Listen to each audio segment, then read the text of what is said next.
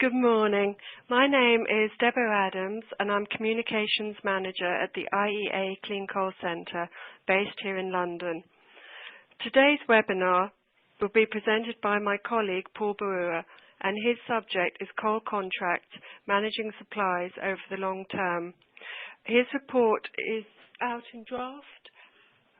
The final has just been published and it's available to download from our website www.iea-coal.org. All our reports can be downloaded by residents from member countries at no charge after a one-off registration. If you have any questions today, please submit them via the Ask a Question box at the top of your screen. And add your email address so that Paul can give you a fuller reply in case we run out of time. Okay, Paul, over to you. Thank you so much, Debo, and hello and welcome to the latest IEA Clean Coal Centre webinar on coal contracts. Well, let's first of all start with, without any further ado, let's start with some background. In 2014, the National Development and Reform Commission of China announced that large coal buyers and sellers in China should move away from annual rolling contracts, which was the most common form of coal procurement for many years, and to adopt long-term contracts, ideally lasting over several years. In fact, measures were put in place to get rail and infrastructure capacity to show preferential treatment towards tonnage for long-term contracts over others. So maybe in coming years we could see a massive shift in coal procurement in the world's largest coal economy, which could have major implications for both domestic and international coal markets and logistics. So embarking on that, we started to look at coal contracts and long-term agreements and see whether this is a practice used across the world, and it doesn't seem to be an unusual practice at all. Surprisingly, long-term contracts are still commonplace elsewhere, particularly in coal-rich regions within Africa, Asia, parts of North America and pockets of Eastern Europe, while in other areas such as Western Europe and the more gas-rich states of the USA, where natural gas and renewables compete more fiercely, such commitment to coal is in general decline. Nevertheless, this presentation accompanies, as Debo said, our recently published reports that examines the role of contracts and their role in long-term supplies.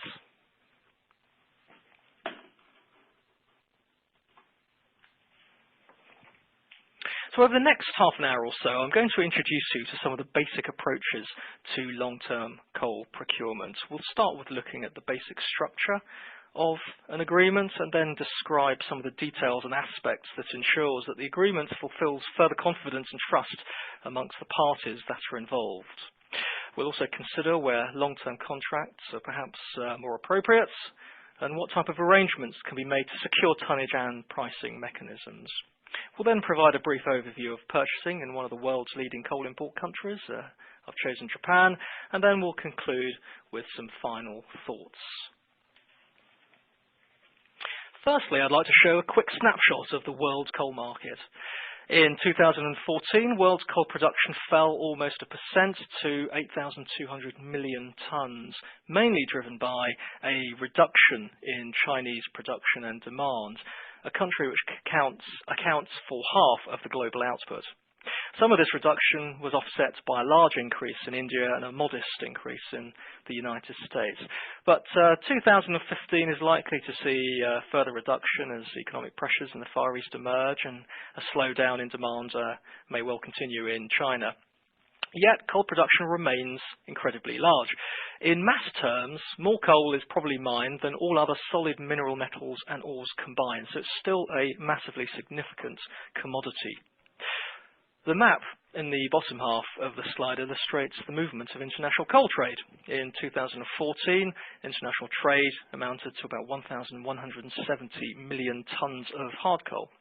Most of that was actually steam coal for generating electricity and heat. The big producer, exporters and importers of coal, as well as the producers, are located in the Far East, as you can see here encircled in red, with Indonesia and Australia as the largest exporters of coal in the world today. So coal is mined, transported by rail, loaded onto vessels ranging in size from just a few tens of thousands of tons to more than 100,000 tons before they're unloaded at ports all the way across Asia and then transported a short distance to power stations.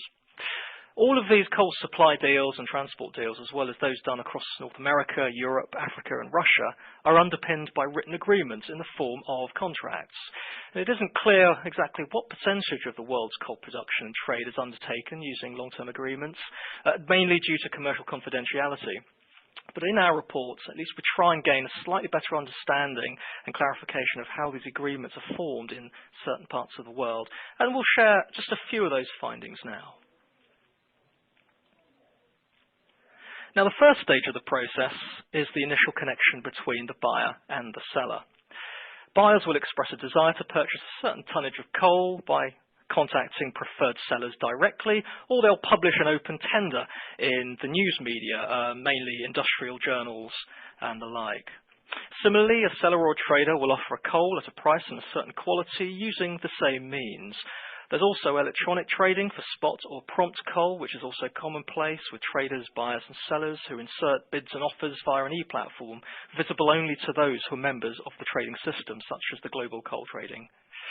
And once two parties have established a willingness to trade, usually in US dollars for international trade, there's an exchange of bid and offers until there's an initial agreement, and then the legal department can then draw up contracts and then send to the counterparty for signature. Of course, different contracts vary in simplicity and sophistication. A mine mouth power station that's supplied with coal from a nearby mine has an extremely short supply chain, and where the plant owner also operates the mine, the supply contract can be very simple indeed, since the parties are operating in the same legal territory, they're using the same currency, and the coal quality will almost certainly be designed for that mine mouth power station. And that will be the case particularly for lignite stations across the world. Longer supply chains from, say, Australia to Japan or even Colombia to India, for argument's sake, will require more complex procurement systems which need to match coal qualities with buyers much more carefully, in consideration for multiple subcontracts to cover agreements with rail, ports, and seaborne freights may also be required as well. But nevertheless, regardless of the complexity of the contract, most supply contracts all have certain common elements. The basic elements that make up a contract are listed here. And these are usually listed in the expression of interest, in the initial expression of interest, which forms the outline for the agreement. The contract will usually stipulate the quantity of coal required, either the numbers of shipments or the tonnage, but also the frequency of deliveries, if it's required over a longer period, perhaps weekly or monthly, etc.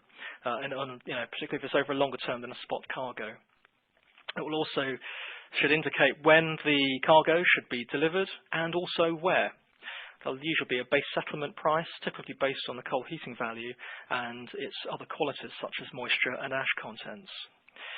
The price basis will also be specified in the initial interest, such as whether the price should be free on board or FOB at the exporter port, or whether it should be a price set at the destination port, such as delivered ex-ship, DES, or cost insurance and freight, which is the CIF price at the receiving port.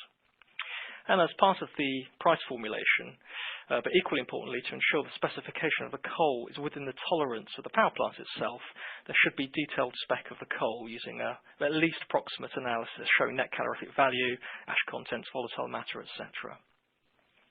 Outside of these contracts, they may be outside of these characteristics, there might be a provision to allow for a certain degree of leeway on some of these coal qualities, perhaps plus minus 5% or 10% on the tonnage, or maybe some leeway on the coal qualities. And this may indeed have either an effect on the price that's paid for that particular delivery, for that particular shipment, that may have some small alterations to it. But these provisions should be outlined in the details of the contracts, which we'll now look at a bit more closely. So once those pre-contractual terms are set out, a written contract will detail and secure the terms and conditions and should be recognised by both parties in their respective countries if they are trading internationally.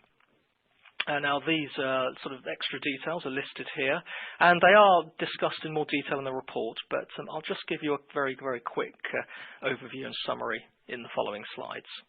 Well, in no particular order, some of these details that a contract will contain will include price and financials, which will include the timeliness also of invoicing and payments, as well as the price of coal per tonne or even price per gigajoule.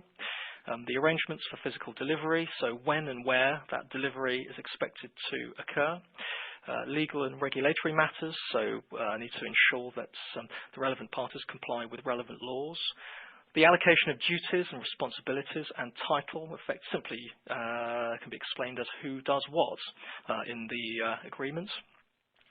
Assurances, which may require documentary evidence to prove a party's sort of past performance and that they can deliver performance on this particular agreement, and also the provision of auditing and sampling services to ensure that the cargo is as described by the time it arrives at the receiving terminal.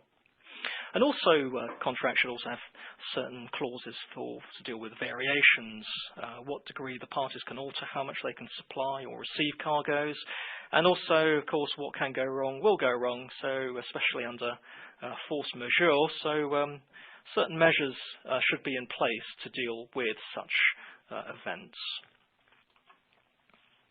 Now, if we dig a little deeper into some of these details, almost always you need terms and definitions set out, important especially for international deals where foreign parties need to understand what each other's terms and conditions are. Global Coal has a very comprehensive list and offers very clear terms and definitions based in English and ensures that all the parties from anywhere in the world understand the wording and effectively the spirit of the agreement. Incoterms refers to the international and commercial terms, which is a body that ensures consistency amongst international terms, such as FOB and CIF, as I mentioned earlier, and to make sure that the definition is completely transparent and clear for all parties involved in international trade. There's also pricing and financials, where price is effectively the basis of any commodity contract, where it will also specify coal quality, as the price may well be adjusted for things like heating value and sulphur and ash content, but they'll also consider taxes, duties and fees payable by whichever party. And also perhaps currency as well will be stipulated. There may be terms which will deal with things like final payments in the event or a possible event that a contract might be terminated. For example, one of the parties might suffer from bankruptcy, and so one of the counterparty will have to be compensated or at least have the remainder of the agreement settled. And also there may be price calculations in the contract which will obviously be used in the event of any compensation for termination of a contract. Arranging delivery, so that will include delivery dates and location, and that will confirm them, as well as the means of transportation and perhaps the names of the logistical companies that are involved. Legal and regulatory conditions may require licenses to operate, to ensure that each party has a license to operate in a manner that doesn't contravene the laws of the land or sea. For example, mining licenses, environmental licenses, which will also maybe be applicable to the rail, shipping and handling companies, which may need to have certification for safety, hazard and health as well.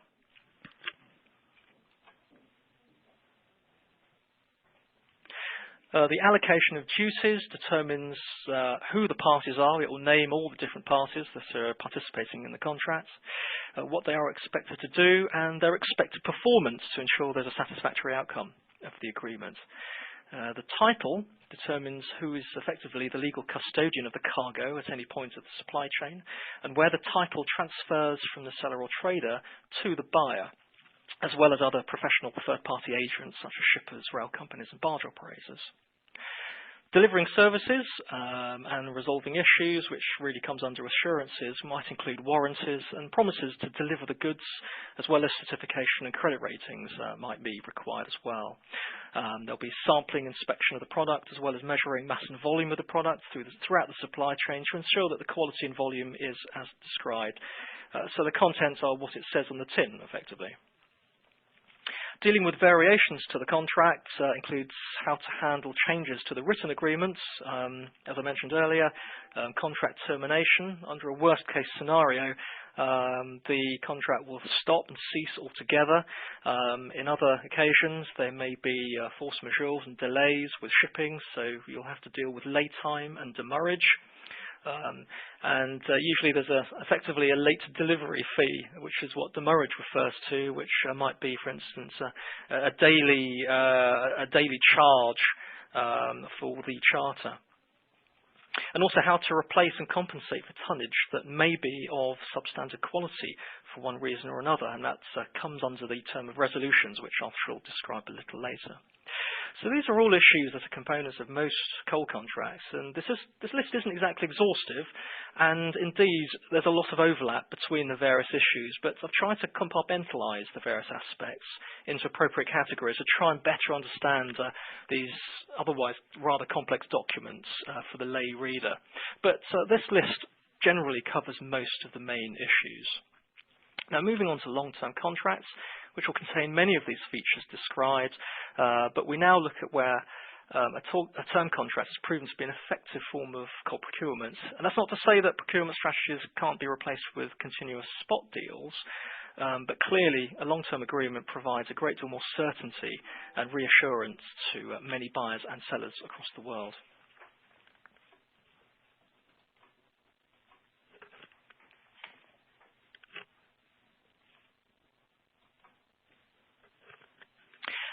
So one of the main reasons for using a long-term coal contract is to reduce the risk of adverse variations in the coal supply, or even worse, a cessation of the supplies altogether, as I've mentioned before, and which will no doubt affect the outputs of the power plant which needs the coal.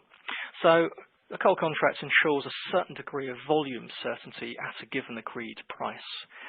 A power plant that operates at base load, whether it's coal, gas or even nuclear, needs to be able to do so with an adequate flow of fuel to ensure that the stocks at the station remain steady, and also there's enough stock capable of dealing with expected fluctuations in electricity demand. This all allows for better planning for the whole process in the coal supply chain, and also allows for planning and investment for the mine operator, who can plan for machinery and labour inventories, but also the exploration and development as well, and extraction of yet underdeveloped seams. In addition, long-term contracts can also allow for the planning development of rail, barge and shipping logistics, as well as other smaller ancillary services such as coal prep plants.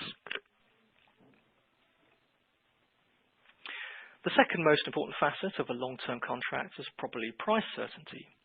In conjunction with volume certainty, a price formula can provide a high-quality cash flow with relatively little variation, unless the contract price is linked to a daily indices of market prices, but variations can be evened out, for instance, by taking an average of monthly, quarterly of the daily prices. Prices can also be offset with hedging agreements, and that can also even out volatility. But financial instruments is an area that needs rather more research and applied to a much wider coal procurement strategy, so it also applies to spot purchases. It's slightly beyond the scope of this particular report, so was not covered. So where is such long-term volume certainty generally required? Well, the first most obvious example is probably an independent power producer or projects in the Far East, which will often require the provision of private bank or development bank finance. And these financing institutions will be seeking assurances of the viability of the project over a long term. And usually the viability might only be acquired with the provision of a power purchase agreement being put in place. That is effectively a take-off agreement for the electricity output. But in turn, the PPA might only be insured if there's a long-term fuel agreement to supply the plant for either the period of the project finance or a repayment period of a loan. So that's one obvious example. Another is perhaps a monopoly or a state utility that's responsible for a power supply to a particular region or territory, and they might need long-term fuel agreements to secure the operation of the plant for their region. This is common in South Africa and also in India, or where private utilities face less competition in their region of operation. And finally, utilities with perhaps limited access to local coal reserves, for instance, Japan and Korea and Taiwan, which are wholly dependent on imported fuel supplies, and they'll be seeking trustworthy and reliable partners in coal trading and production, and will look to long-term contracts for some, if not most, of their tonnage, which we'll see just a little later. Now, even when there is some variability in the station outputs, as long as it's predictable, a certain proportion of the plant's operation can still make use of long-term fuel supplies. Now, the chart on the right shows a load demand profile for the state of Victoria, Australia, in the summer and in the winter. And we see the variations in peak and intermediate load demand throughout the day, but the area of interest is the dark shaded area, which shows the base load demand for power. But I use these figures really to also simulate the variations in an output for a power station or a fleet of stations where a certain amount of baseload generation is required. This output, if predictable and is regular, can be served with long-term coal supplies, and while the variable portion of the plant's operation can be served with spot purchases as and when variability occurs, or even flexibility in a long-term contract as well. Now, spot buying is an increasing element of the coal markets, and amongst some European utilities, especially the UK and Germany, which is actually the primary method of coal procurement in many utilities. Elsewhere, though, long-term agreements can span many years or even decades. Examples in the Czech Republic suggest that coal contracts of up to 50 years are possible, especially amongst some of their lignite stations. And elsewhere, long-term contracts might vary from just a single year to several years. Now, in the case of other utilities, however, a mixture of term and spot contracts will probably be the most reliable and common form of coal procurement.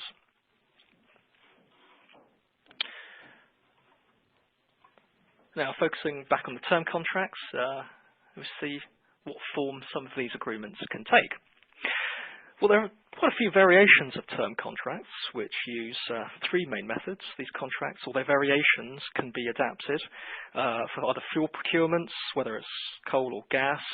It can also be adapted to rail transportation or equipment procurement, or any such need to acquire commodities or components. Now, the first and probably most well known is probably the take or pay agreement. This is used in both coal and natural gas, and could be considered as a fee to pay the seller to remain effectively on standby to deliver cargo. It's actually a very common theme for all such contracts. Now, under such an agreement, a seller must make available enough coal to cover the minimum amounts and supply more during peak demand and withhold less, or even stop supplies altogether when stockpiles at the power stations can be abundant. Now, typically a buyer will want to fix a contract when prices are low, and sellers will want to fix when the prices are high. But such deals are subject to renegotiations, and the negotiations can also be delayed for long-term contracts if the prevailing market spot price also greatly differs from the current contract price. And often movements and sort of violent, abrupt movements in the spot price can often be a very unwelcome distraction during negotiations for long-term contracts. Under these circumstances, a buyer may take less contract coal when the spot price is high, therefore taking advantage of a price discount, and the overall tonnage of the coal, however, for the contract over the term of the contract will still need to be taken. So buying less now means taking more later. The buyer could then otherwise take the coal and resell it at the higher spot price. But that sort of provision may need to be in the contract to start with. If the buyer doesn't take coal at a particular time, and say the seller is stuck with coal in a low-priced market, that's when problems can occur, at least for the seller, and that's where the terms and conditions of the contract can become important for take or pay. But more details of these contracts are outlined in the accompanying report. Take and pay contracts is similar to the take or pay contracts, but in this case it's rather more restrictive in that the minimum tonnage of coal should be taken at all times. So even if there is variability, there will be little or no option to actually cease temporary deliveries at any time. A requirements contract effectively keeps the seller on call to deliver the coal as and when it is needed by the plant. So that's another variation of a long-term contract with some variability in its clause. A price premium would normally be paid for such contracts, but it really depends on the individual circumstances of the local market and the needs of each party.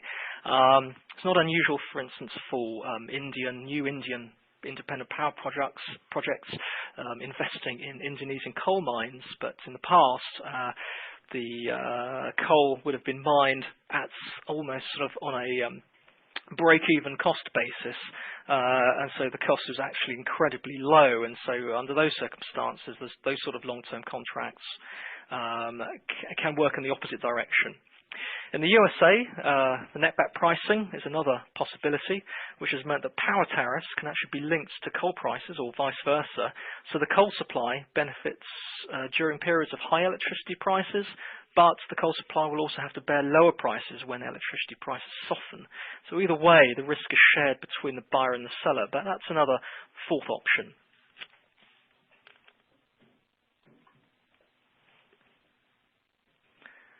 Long-term contracts are usually a commercial but also a trustworthy bond between the buyer and seller.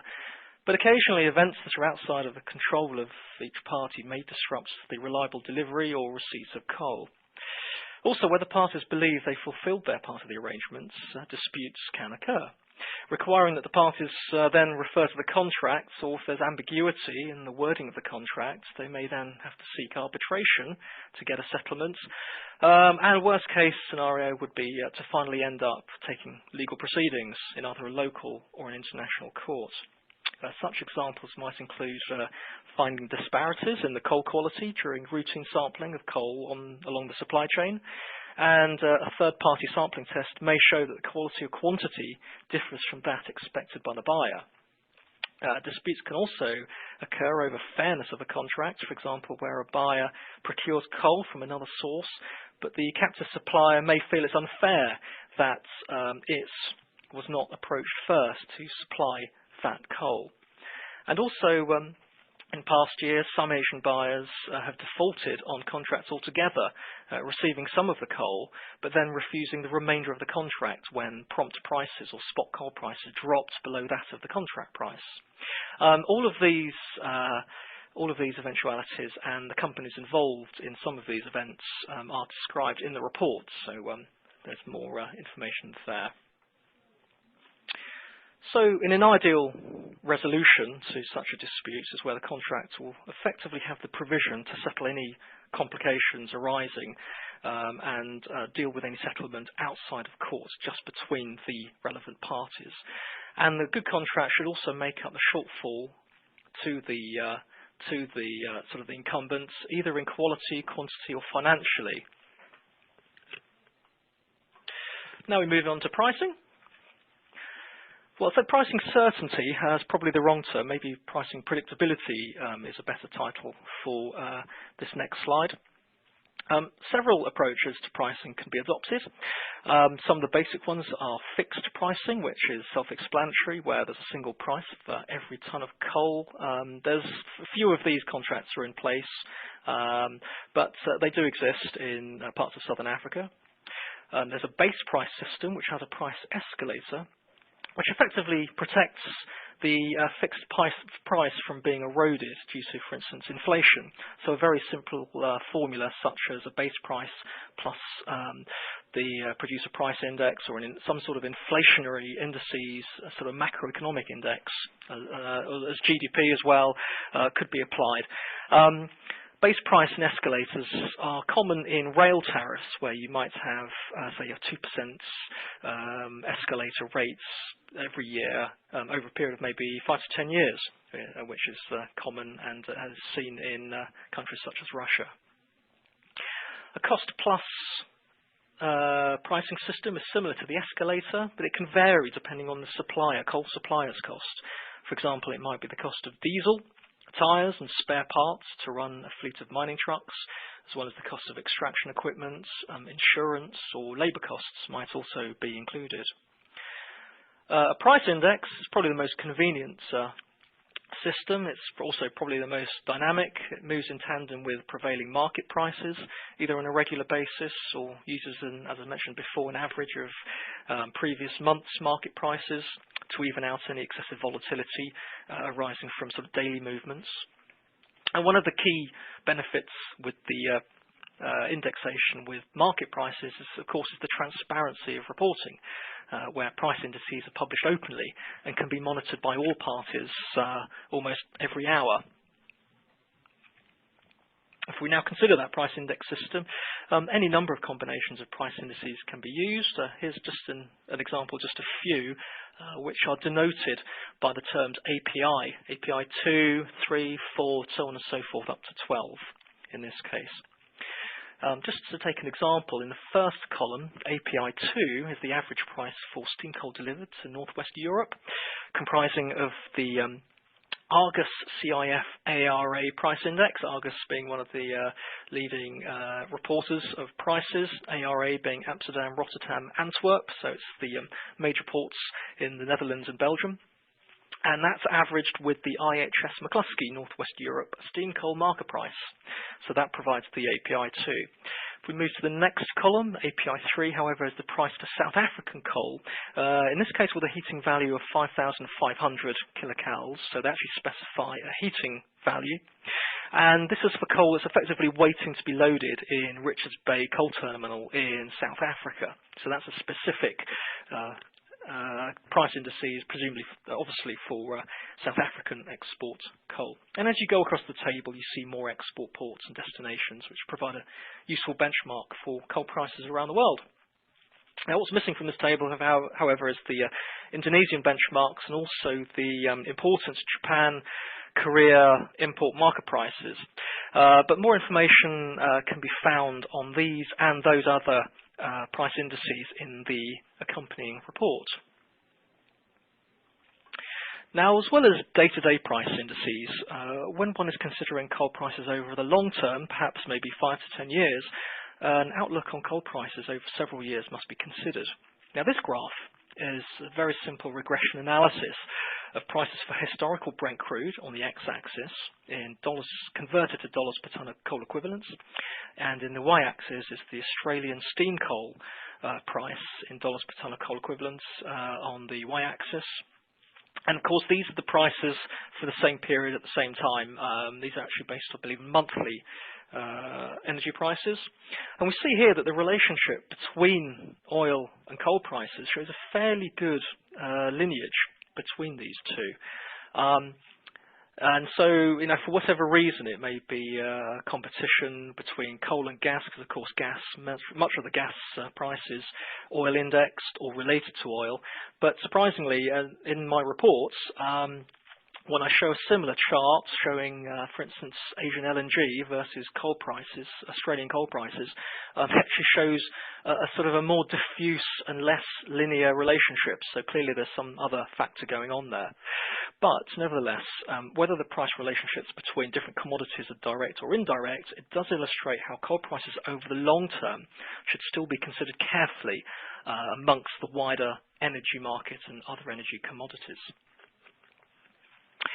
Other issues to consider is the way coal is conveyed from mine to customer.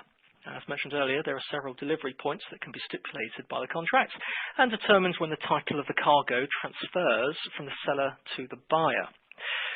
These terms include FOB, such as free on board. It's when the seller's obligation to deliver is effectively fulfilled and they relinquish ownership, effectively, of the coal when the coal passes over the ship's rail at the export port. DES, or delivered ex-ship, is when the seller's obligation is fulfilled when the coal is made available to the buyer at the destination port when the ship is in dock, but before the coal has been cleared for importation. CIF is cost, insurance and freight, so the seller covers the total FOB cost as well as freight and marine insurance to cover the risk of losses during transit. C&F, or otherwise known as CFR, is cost and freight, where the seller pays for cost and freight, obviously, but the buyer covers marine insurance. And usually the pre-contractual terms, which I described in the earlier part of the presentation, will determine whether the coal includes seaborne freights or not in the pricing. Of course, within the FOB price, the seller bears the cost of coal, inland transportation, such as rail, truck or barge, as well as the handling and insurance for transit to the export port.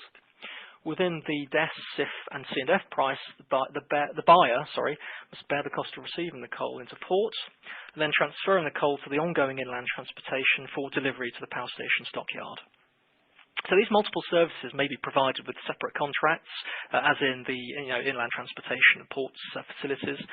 And many of these contracts with the supplier or the buyer may also be secured in long-term contracts themselves, such as long-term rail and long-term ports facility contracts. Again, I've got examples in the report. Now, moving on to long-term contracts that are in today's markets. I've chosen the Asian markets, particularly the major steam coal and coking coal markets in OECD Asia. Japan and Korea are two notable examples where major coal buyers have struck up a long-term commercial relationship with major fuel suppliers. In the case of these countries, the coal suppliers operating in Australia and Indonesia are the chief counterparties.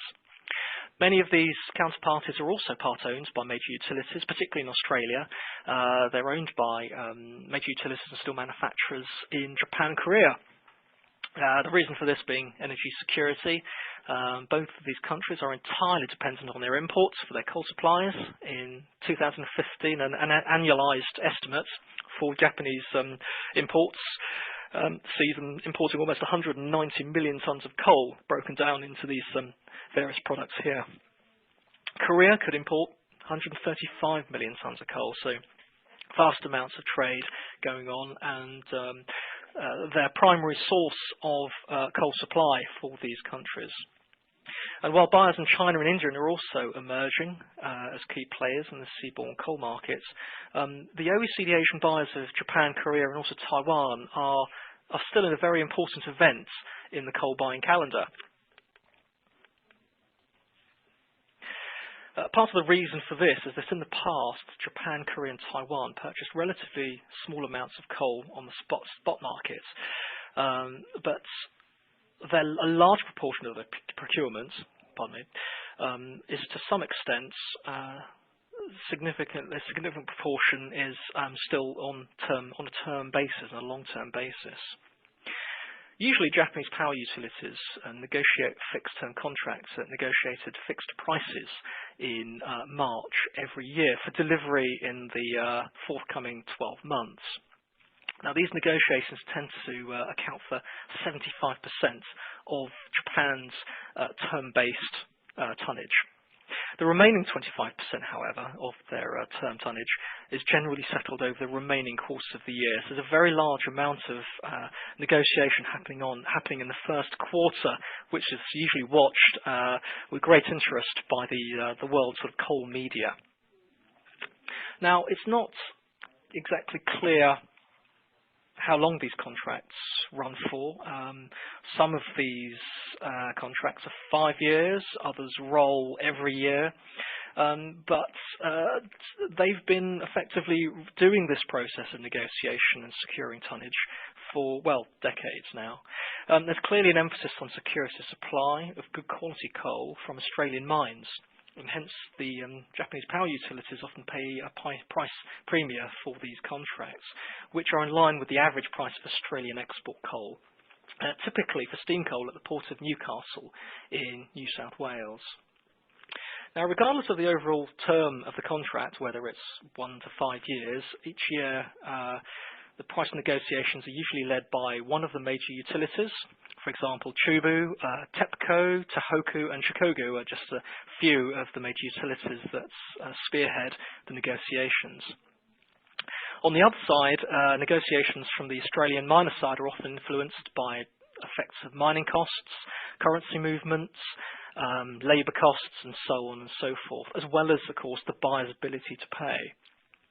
So the Japan and Australian negotiations then usually have, at least in the past, prompted Korea and other Asian countries to follow the similar sort of pricing levels, but at slight discounts.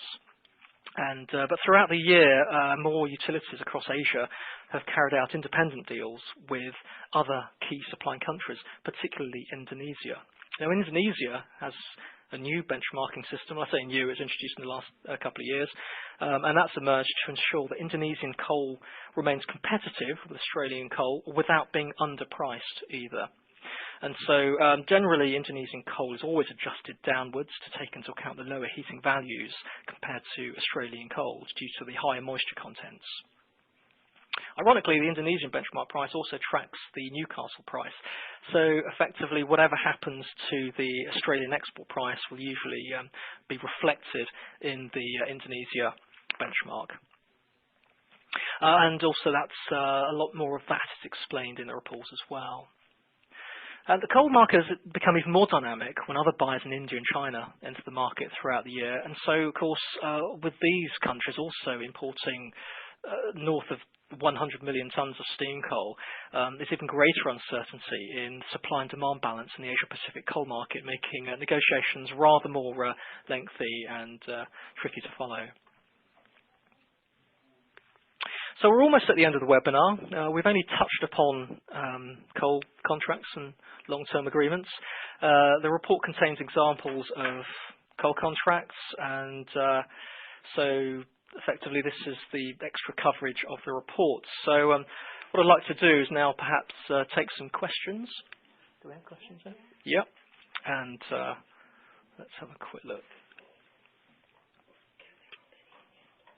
Okay, we've just got a few minutes left. Let's have a look. We've got a few minutes, as I said, maybe 2-3 minutes. We'll still wait for any questions to come through. In the meantime, I'll just skip the conclusions there, but so you can catch up with that because you can see a repeat viewing of this at any time in a day or so. But I'd just like to thank you for listening, and while we wait for more feedback, please have a look at our websites. If you just Google IEA Clean Coal Centre, you can download this report. And also, if you could maybe tune in December, where Colin Henderson will be talking about power plant CO2 capture heat integration, where he'll be talking about new studies on methods to minimise the efficiency losses associated with carbon capture and storage by improving heat integration in a power plant. So please join us for that. So we'll just keep waiting for any questions.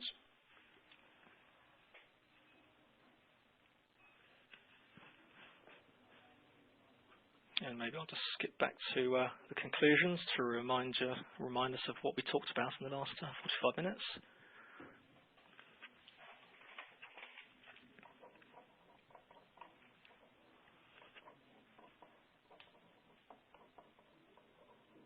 And I've been informed that the PowerPoint will actually be available later today for you to replay or maybe distribute amongst your colleagues and tell them to maybe have a look at that. Okay, well I'll just wrap up the webinar. Thank you so much for joining me. I really appreciate your time. Wherever you are in the world, in which time zone, thank you. And again, maybe on Wednesday the 16th of December will be the next webinar. Thank you. I shall now end the webcast, and cheerio.